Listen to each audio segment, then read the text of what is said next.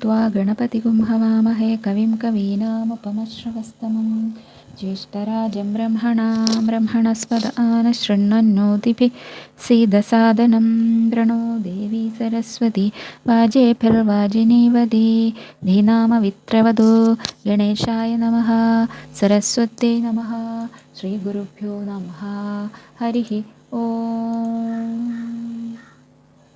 ॐ सहनाववतु सहनौ भुनक्तु सह वीर्यं करवावहै तेजस्विनावधीतमस्तु मा विद्विषावहै। ॐ शान्ति शान्ति शान्तिः। गुरुर्ब्रह्मा गुरुर्विष्णु गुरुदेवो महेश्वरा गुरुसाक्षात् परब्रह्मा तस्मै श्री गुरवे नमः। रामाय रामभद्राय रामचन्द्राय वेधसे रघुनाथाय नाथाय सीताय पतये नमः। मनोजवं मारुततुल्यवेगं जितेन्द्रियं बुद्धिमतां वरिष्ठं वादात्मजं वानरयूथमुख्यं श्रीरामदूतं मनसा स्मरामि। यत्र यत्र रघुनाथकीर्तनं तत्र तत्र कृतमस्तकाञ्जलिं बाष्पवारि പരിപൂർണലോചനം മാരുതിം നമത രാക്ഷസാന്തകം. ശ്രീ ഹനുമാൻ ചാലീസ ഉദ്ഭവവും പ്രാധാന്യവും. ഹിന്ദിയിൽ തുളസീദാസ് രചിച്ച രാമചരിതമാനസം എല്ലായിടത്തും പ്രസിദ്ധമായതിനു ശേഷം ജനങ്ങൾ ശ്രീ തുളസീദാസിനെ വന്ന് കാണാനും തങ്ങളുടെ പ്രശ്നങ്ങൾ അവതരിപ്പിക്കാനും തുടങ്ങി. അങ്ങനെ എന്നും തൻ്റെ പ്രാർത്ഥനാ സമയത്ത് ഈ ആവലാതികളെല്ലാം ഭഗവാന്റെ കാൽക്കൽ വെച്ച് തുളസീദാസ് പ്രാർത്ഥിക്കാൻ തുടങ്ങി. അങ്ങനെ എല്ലാവർക്കും തങ്ങളുടെ പ്രശ്നങ്ങൾക്ക് പരിഹാരം കിട്ടി തുടങ്ങി.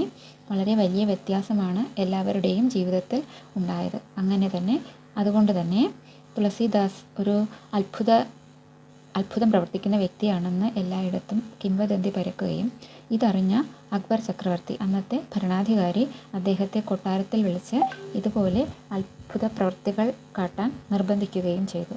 തനിക്ക് യാതൊരു അത്ഭുത പ്രവൃത്തിയും വശമില്ലെന്നും തൻ്റെ ഗുരുവായ ശ്രീരാമചന്ദ്രൻ്റെ പരമഭക്തൻ മാത്രമാണ് താനെന്നും അദ്ദേഹം പറഞ്ഞിട്ട് ചക്രവർത്തി വിശ്വസിക്കാതെ അദ്ദേഹത്തെ തുറുങ്കിലടയ്ക്കുകയാണ് ചെയ്തത്. വളരെ ആദ്യം വിഷമം തോന്നിയ തുളസീദാസ് പിന്നീട് ആ ജയിലിലിരുന്നു കൊണ്ട് രാമചരിതമാനസം രചിച്ച സമയത്ത് ഹനുമാൻ സ്വാമി വന്ന് തന്നെ സഹായിച്ചതും ശ്രീരാമലക്ഷ്മണന്മാരെ കാണാൻ തന്നെ സഹായിച്ചതും ഓർത്ത് കണ്ണുകൾ നിറഞ്ഞു തുളുമ്പി. അങ്ങനെ പരമഭക്തനായ തുളസീദാസിയെ തൻ്റെ ഗുരുവായ ഹനുമാൻ സ്വാമിയുടെ ശക്തിവിശേഷത്തെക്കുറിച്ചും ഭക്തിയെക്കുറിച്ചും ഓരോ ദിവസം ഓരോ ശ്ലോകം വെച്ച് എഴുതാൻ തുടങ്ങി. അങ്ങനെ 40 ശ്ലോകം ആയപ്പോഴേക്കും അക്ബറിൻ്റെ കൊട്ടാരവും നഗരവും അനേകം വാനരന്മാരാൽ ആക്രമിക്കപ്പെടുകയും അങ്ങനെ ഇതെന്തുകൊണ്ടാണ് എന്ന് അന്വേഷിക്കുമ്പോൾ മന്ത്രി പറഞ്ഞിട്ട് അക്ബർ ചക്രവർത്തിക്ക് മനസ്സിലാവുകയാണ് ഇത് തുളസീദാസിനെ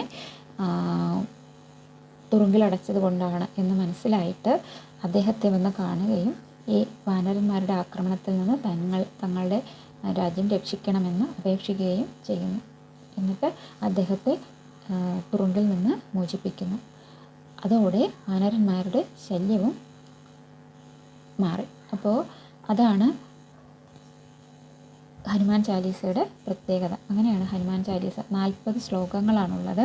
അത് വായിക്കുന്നവർക്ക് നവവിധ ഭക്തിയും അഷ്ടൈശ്വര്യങ്ങളും ഭൂത പ്രേത പിശാചുക്കളിൽ നിന്ന് മോചനവും എല്ലാവിധത്തിലുമുള്ള ഐശ്വര്യങ്ങളും ഉണ്ടാകുമെന്ന് തുളസീദാസ് നമുക്ക് ഉറപ്പു തരുന്നു. അപ്പോൾ എല്ലാവരും ദിവസവും ഒരു ശ്ലോകമെങ്കിലും അത് വായിച്ചാൽ നമുക്കുണ്ടാകുന്ന ആത്മബലം എന്ന് പറയുന്നത് വളരെ വലുതായിരിക്കും. അപ്പോൾ എല്ലാവർക്കും അതിന് കഴിയട്ടെ എന്ന് പ്രാർത്ഥിച്ചുകൊണ്ട് പുതിയ ഒരു ക്ലാസ് തുടങ്ങുകയാണ്. എല്ലാവർക്കും നമസ്കാരം.